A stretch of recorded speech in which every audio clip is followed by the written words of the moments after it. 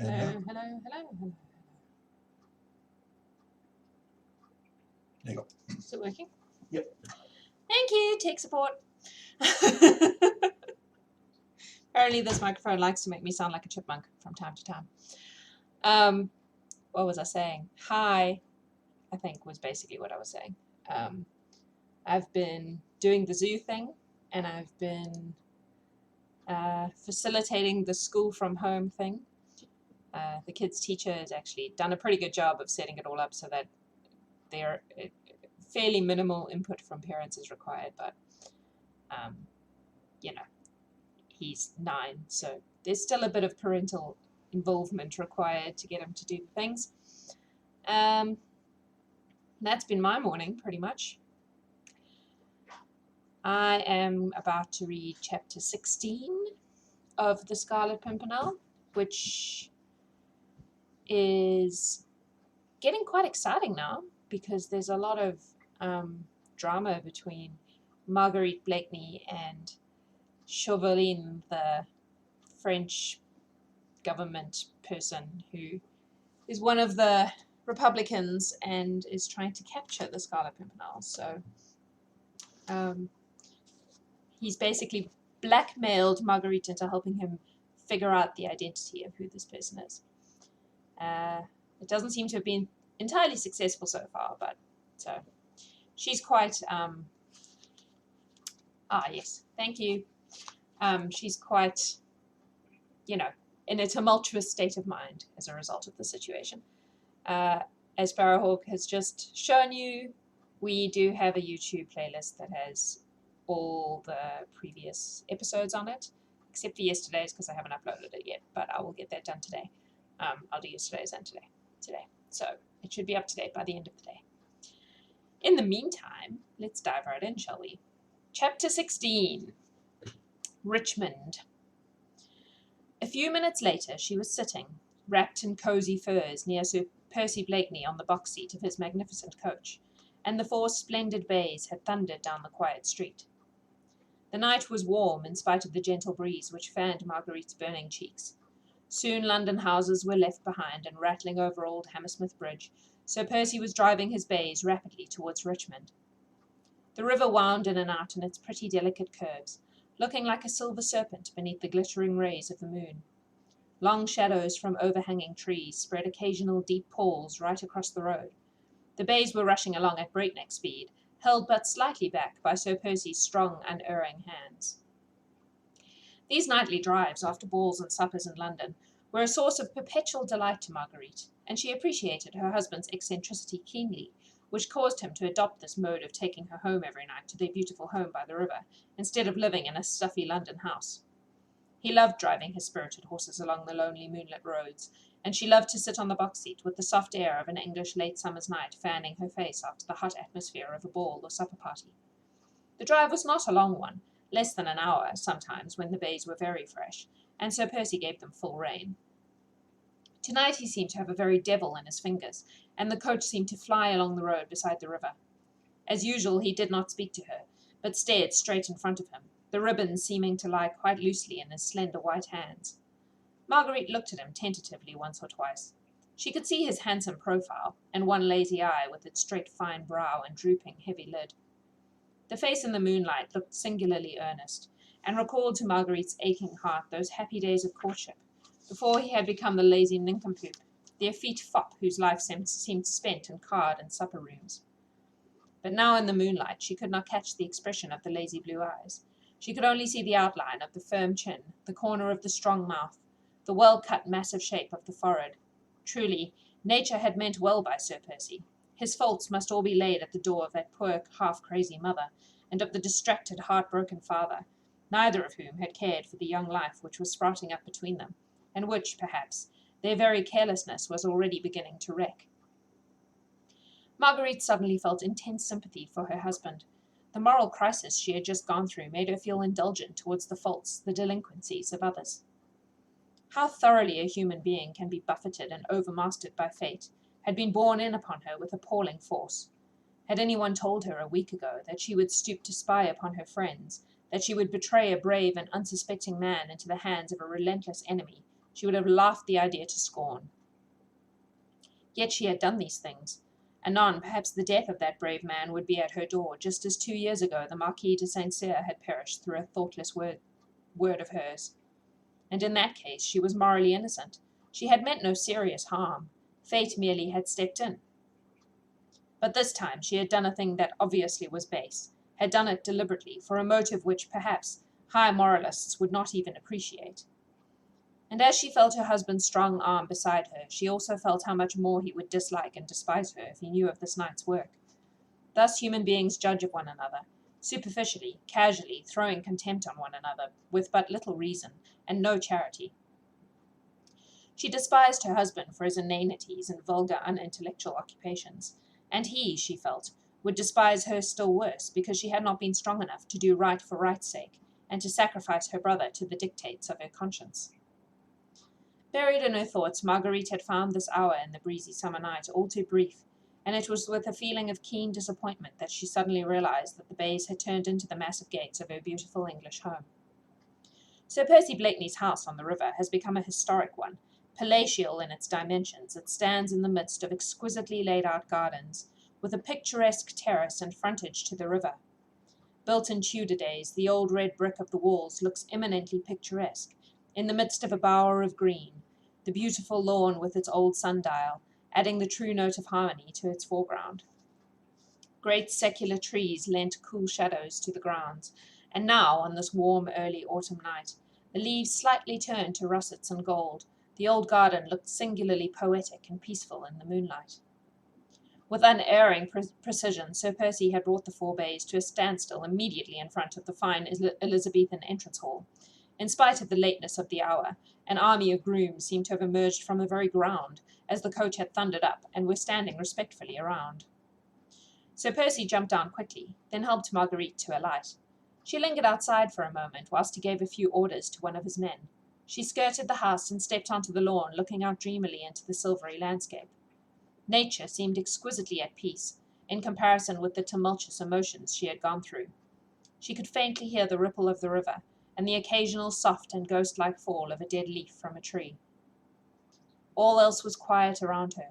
She had heard the horse prancing as they were being led away to their distant stables, the hurrying of servants' feet as they had all gone within to rest. The house also was quite still. In two separate suites of apartments just above the magnificent reception rooms, lights were still burning. They were her rooms and his, well divided from each other by the whole width of the house, as far apart as their own lives had become. Involuntarily she sighed. At that moment she could really not have told why. She was suffering from unconquerable heartache. Deeply and achingly she was sorry for herself. Never had she felt so pitiably lonely, so bitterly in want of comfort and of sympathy. With another sigh she turned away from the river towards the house, vaguely wondering if, after such a night, she could ever find rest and sleep. Suddenly, before she reached the terrace, she heard a firm step upon the crisp gravel, and the next moment her husband's figure emerged out of the shadow. He too had skirted the house, and was wandering along the lawn towards the river. He still wore his heavy driving coat with the numerous lapels and collars he himself had set in fashion, but he had thrown it well back, burying his hands, as was his wont, in the deep pockets of his satin breeches. The gorgeous white costume he had worn at Lord Grenville's ball, with its jabot of priceless lace, looked strangely ghostly against the dark background of the house. He apparently did not notice her, for after a few moments' pause he presently turned back towards the house and walked straight up to the terrace. "Sir Percy!" He already had one foot on the lowest of the terrace steps, but at her voice he started and paused, then looked searchingly into the shadows whence she had called to him. She came forward quickly into the moonlight, and as soon as he saw her, he said with that air of consummate gallantry he always wore when speaking to her, "At your service, madame." But his foot was still on the step, and in his whole attitude there was a remote suggestion, distinctly visible to her, that he wished to go, and had no desire for a midnight interview. "The air is deliciously cool," she said, "the moonlight peaceful and poetic, and the garden inviting.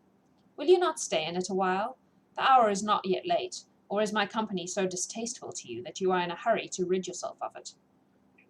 "Nay, madame," he rejoined placidly, "but 'tis on the other foot the shoe happens to be, and I'll warrant you'll find the midnight air more poetic without my company. No doubt the sooner I remove the obstruction, the better your ladyship will like it. He turned once more to go. I protest you mistake me, Sir Percy, she said hurriedly, and drawing a little closer to him. The estrangement which, alas, has arisen between us was none of my making, remember. Begad, you must pardon me there, madame, he protested coldly. My memory was always of the shortest. He looked her straight in the eyes, with that lazy nonchalance which had become second nature to him. She returned his gaze for a moment, then her eyes softened as she came up quite close to him, to the foot of the terrace steps. Of the shortest, Sir Percy? Faith, how it must have altered! Was it 3 years ago or 4 that you saw me for 1 hour in Paris on your way to the east? When you came back 2 years later, you had not forgotten me. She looked divinely pretty as she stood there in the moonlight, with the fur cloak sliding off her beautiful shoulders, the gold embroidery on her dress shimmering around her childlike blue eyes turned up fully at him. He stood for a moment, rigid and still, but for the clenching of his hand against the stone balustrade of the terrace. You desired my presence, madame, he said frigidly. I take it that it was not with a view to indulging in tender reminiscences. His voice certainly was cold and uncompromising, his attitude before her stiff and unbending. Womanly decorum would have suggested Marguerite should return coldness for coldness, and should sweep past him without another word, only with a curt nod of the head.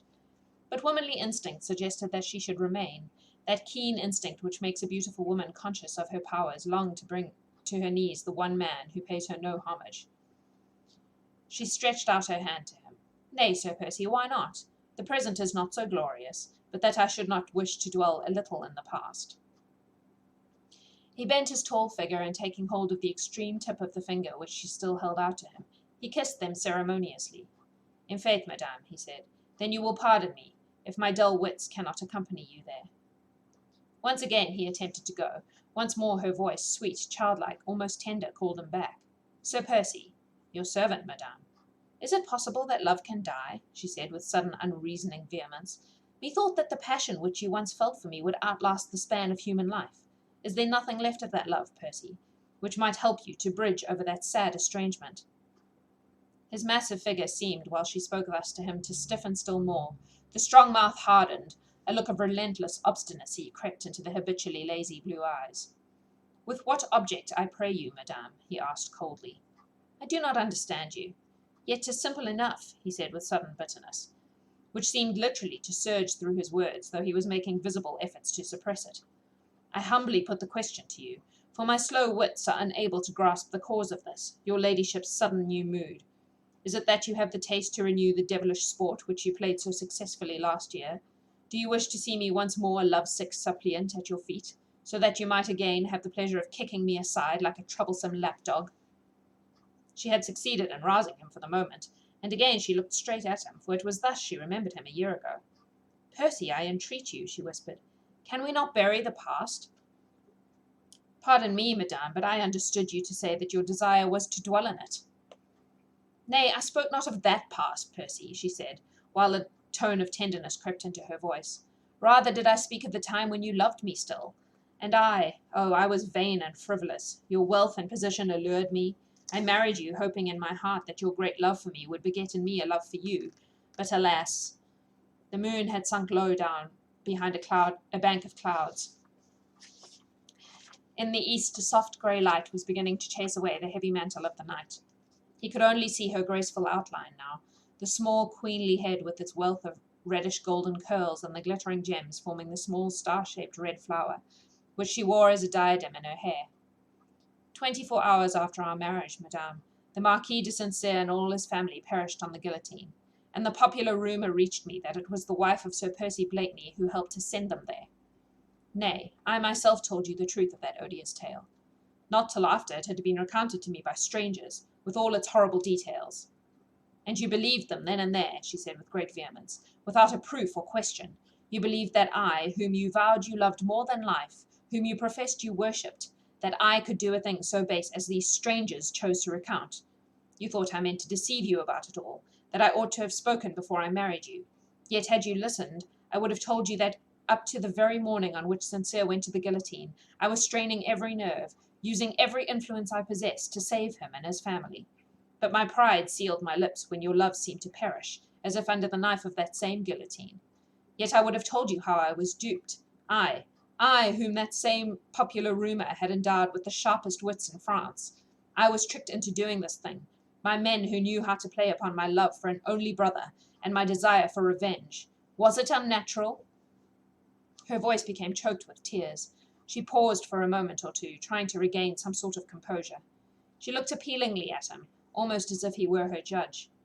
He had allowed her to speak on it in her own vehement, impassioned way, offering no comment, no word of sympathy.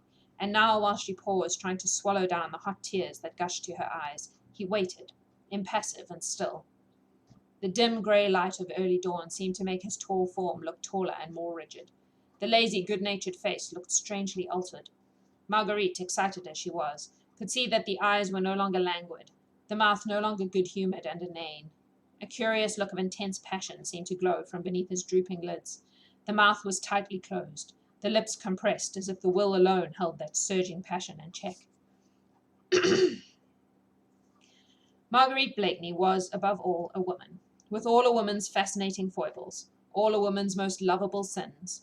She knew in a moment that for the past few months she had been mistaken, that this man, who stood here before her, cold as a statue when her musical voice struck upon his ear, loved her, as he had loved her a year ago, that his passion might have been dormant, but that it was there, as strong, as intense, as overwhelming as when first her lips met his in one long, maddening kiss. Pride had kept him from her, and womanlike she meant to win back that conquest which had been hers before. Suddenly it seemed to her that the only happiness life could ever hold for her again would be in feeling that man's kiss once more upon her lips. "Listen to the tale, Sir Percy," she said, and her voice now was low, sweet, infinitely tender. "Armand was all in all to me. We had no parents and brought one another up. He was my little father and I his tiny mother. We loved one another so. Then one day, do you mind me, Sir Percy? The Marquis de Cyr had my brother Armand thrashed by his lackeys, that brother whom I loved better than all the world. And his offence? That he, a plebeian, had dared to love the daughter of the aristocrat. For that he was waylaid and thrashed like a dog within an inch of his life. Oh, how I suffered!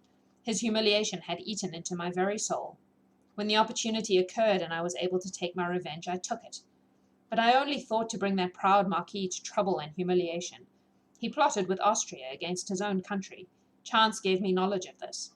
I spoke of it, but I did not know. How could I guess? They trapped and duped me. When I realized what I had done, it was too late." "It is perhaps a little difficult, madame," said Sir Percy, after a moment of silence between them, "to go back over the past. I have confessed to you that my memory is short, but the thought certainly lingered in my mind that at the time of the Marquis's death I entreated you for an explanation of those same noisome popular rumours. If that same memory does not, even now, play me a trick, I fancy that you refused me all explanation then, and demanded of my love a humiliating allegiance it was not prepared to give. I wished to test your love for me, and it did not bear the test. You used to tell me that you drew the very breath of life but for me, and for love of me.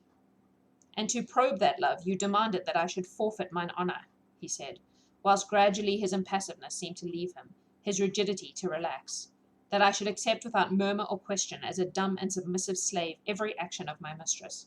My heart overflowing with love and passion, I asked for no explanation. I waited for one, not doubting, only hoping. Had you spoken but one word, from you I would have accepted any explanation and believed it. But you left me without a word, beyond a bald confession of the actual horrible facts. Proudly you returned to your brother's house, and left me alone, for weeks, not knowing, now, in whom to believe, since the shrine which contained my one illusion lay shattered to earth at my feet." She need not complain now that he was cold and impassive. His very voice shook with an intensity of passion which he was making superhuman efforts to keep in check. "Ay, the madness of my pride," she said sadly. "Hardly had I gone already I had repented. But when I returned I found you, oh, so altered, wearing already that mask of somnolent indifference which you have never laid aside until now." She was so close to him that her soft loosed hair was wafted against his cheek. Her eyes, glowing with tears, maddened him. The music in her voice sent fire through his veins. But he would not yield to the magic charm of this woman whom he had so deeply loved, and at whose hands his pride had suffered so bitterly. He closed his eyes to shut out the dainty vision of that sweet face, of that snow-white neck and graceful figure, round which the faint rosy light of dawn was just beginning to hover playfully. Nay, madame, it is no mask, he said icily. I swore to you once that my life was yours. For months now it has been your plaything. It has served its purpose. But now she knew that that very coldness was a mask. The trouble, the sorrow she had gone through last night suddenly came back to her mind, but no longer with bitterness, rather with the feeling that this man who loved her would help her to bear the burden. Sir Percy, she said impulsively, heaven knows you have been at pains to make the task which I had set to myself terribly difficult to accomplish. You spoke of my mood just now. Well, we will call it that if you will. I wished to speak to you because I was in trouble and had need of your sympathy. It is yours to command, madame. How cold you are, she sighed. Faith, I can scarce believe that but a few months ago one tear in my eye had set you well nigh crazy. Now I come to you with a half-broken heart, and I pray you, madame, he said, whilst his voice shook almost as much as hers, in what way can I serve you? Percy, Armand is in deadly danger. A letter of his, rash, impetuous as were all his actions, and written to Sir Andrew Ffoulkes, has fallen into the hands of a fanatic. Armand is hopelessly compromised. Tomorrow, perhaps he will be arrested, and after that the guillotine, unless... Oh, it is horrible, she said, with a sudden wail of anguish, as all the events of the past night came rushing back to her mind. Horrible, and you do not understand. You cannot, and I have no one to whom I can turn, for help, or even for sympathy. Tears now refused to be held back. All her trouble, her struggles, the awful uncertainty of Armand's fate overwhelmed her. She tottered, ready to fall, and leaning against the stone balustrade, she buried her face in her hands and sobbed bitterly. At first mention of Armand St. Just's name and of the peril in which he stood, Sir Percy's face had become a shade more pale, and the look of determination and obstinacy appeared more marked than ever between his eyes. However, he said nothing for the moment, but watched her as her delicate frame was shaken with sobs, watched her until unconsciously his face softened, and what looked almost like tears seemed to glisten in his eyes.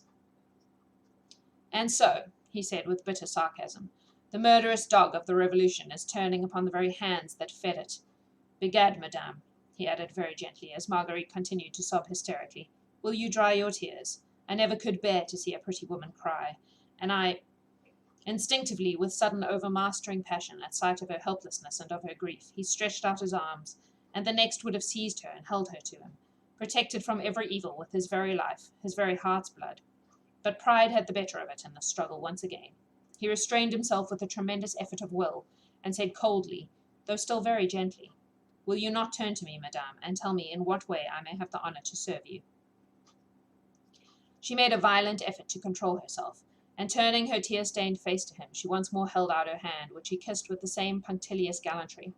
But Marguerite's fingers this time lingered in his hand for a second or two longer than was absolutely necessary, and this was because she had felt that his hand trembled perceptibly, and was burning hot, whilst his lips felt as cold as marble. Can you do aught for Armand? She said sweetly and simply. You have so much influence at court, so many friends. Nay, madame, should you not seek the influence of your French friend, Monsieur Chauvelin? His extends, if I mistake not, even as far as the Republican government of France. I cannot ask him, Percy. Oh, I wished I dared to tell you, but he has put a price on my brother's head, which...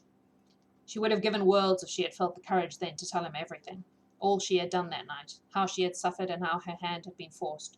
But she dared not give way to that impulse, not now when she was just beginning to feel that he still loved her, when she hoped that she could win him back. She dared not make another confession to him. After all, he might not understand, he might not sympathize with her struggles and temptation. His love still dormant might sleep the sleep of death. Perhaps he divined what was passing in her mind. His whole attitude was one of intense longing, a veritable prayer for that confidence, which her foolish pride withheld from him. When she remained silent, he sighed, and said with marked coldness, Faith, madame, since it distresses you, we will not speak of it. As for Armand, I pray you have no fear. I pledge you my word that he shall be safe. Now, have I your permission to go? The hour is getting late, and you will at least accept my gratitude, she said, as she drew quite close to him and speaking with real tenderness.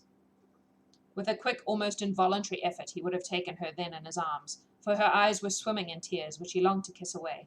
But she had lured him once, just like this, then cast him aside like an ill-fitting glove. He thought this was but a mood, a caprice, and he was too proud to lend himself to it once again. It is too soon, madame, he said quietly. I have done nothing as yet. The hour is late and you must be fatigued. Your woman will be waiting for you upstairs. He stood aside to allow her to pass. She sighed a quick sigh of disappointment. His pride and her beauty had been in direct conflict, and his pride had remained the conqueror. Perhaps, after all, she had been deceived just now. What she took to be the light of love in his eyes might only have been the passion of pride, or, who knows, of hatred instead of love. She stood looking at him for a moment or two longer. He was again as rigid, as impassive as before. Pride had conquered, and he cared naught for her. The grey of dawn was gradually yielding to the rosy light of the rising sun. Birds began to twitter, nature awakened, smiling in happy response to the warmth of this glorious October morning. Only between these two hearts there lay a strong, impassable barrier, built up of pride on both sides, which neither of them cared to be the first to demolish. He had bent his tall figure in a low, ceremonious bow as she finally, with another bitter little sigh, began to mount the terrace steps. The long train of her gold-embroidered gown swept the dead leaves off the steps, making a faint, harmonious shh as she glided up, with one hand resting on the balustrade, the rosy light of dawn making an aureole of gold around her hair, and causing the rubies on her head and arms to sparkle. She reached the tall glass doors which led into the house. Before entering, she paused once again to look at him, hoping against hope to see his arms stretched out to her, and to hear his voice calling her back. But he had not moved. His massive figure looked the very personification of unbending pride, of fierce obstinacy. Hot tears again surged to her eyes, and as she would not let him see them, she turned quickly within and ran as fast as she could up to her own rooms. Had she but turned back then, and looked out once more onto the rose-lit garden, she would have seen that which would have made her own suffering seem but light and easy to her. A strong man, overwhelmed with his own passion and his own despair. Pride had given way at last. Obstinacy was gone. The will was powerless.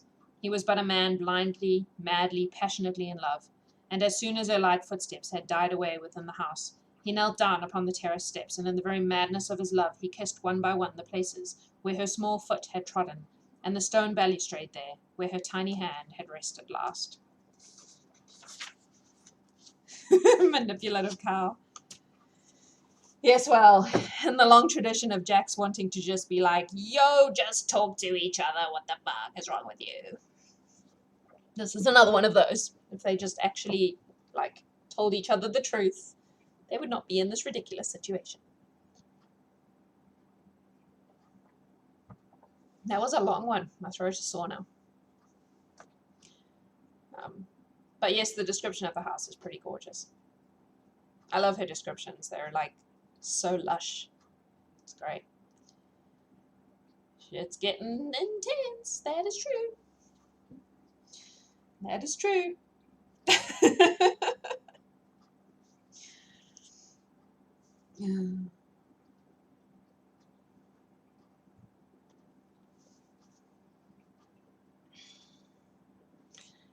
Yeah. Yes, she's manipulative, but it's one of those things where, given the times, that was the only weapon women really had in the arsenal. So a lot of women ended up using their womanly guiles or whatever to, move through the world, because it was the only option they had. Having said that, if she had just told them the goddamn truth from the first day, they would have been on the same side, and it would have been fine. But no. Everyone must be proud and not tell anybody the truth. People are dumb. This is me watching every rom-com ever as well, by the way. I get irritated because people don't talk to each other. That was a tiny soapbox. Tiny. Alright, it was slightly soapboxery. Soapboxery, I'll give you that.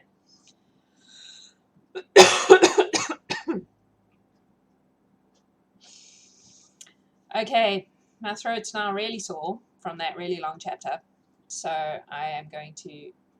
There are no grades of soapbox, just on or off. Well, maybe there should be.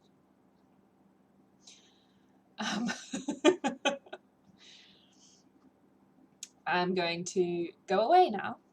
I hope you're all enjoying the story. It is getting quite intense now. And yeah, what's the next chapter called? I didn't even look. Oh, the next chapter's called Farewell. Scary. So yeah, I'll be back tomorrow to read the next chapter and hopefully see some of you here. You all have a wonderful day wherever you are. Stay safe, stay awesome. I love you. Bye. Tiara, go and vote on the tiara. I put the link in the thing, because Sparrowhawk has to stream in a tiara because we got over 100 followers. And just by the way, oh, I see he's practicing things. Just by the way, if we get 150, he has to add a tutu to that little ensemble. So if you haven't followed us yet, you should hit the follow button so that we can make that happen. Because that'd be cool. Do it! Let's put Adam in a tiara and a tutu, not just a tiara. But yeah, if you want to go and vote on which tiara I should get, I made a poll. They're all on AliExpress. None of them are very high quality tiaras. They're all like $10. So we'll grab one of those. And then when it gets here, which I don't know how long that'll take given current postal systems, we will get him to stream with it on, which will be great. So vote. Other side. Vote. Yeah, okay. I'm going to go now. You have a wonderful day. See all the stuff I said before. I love you guys. Be safe. Bye-bye.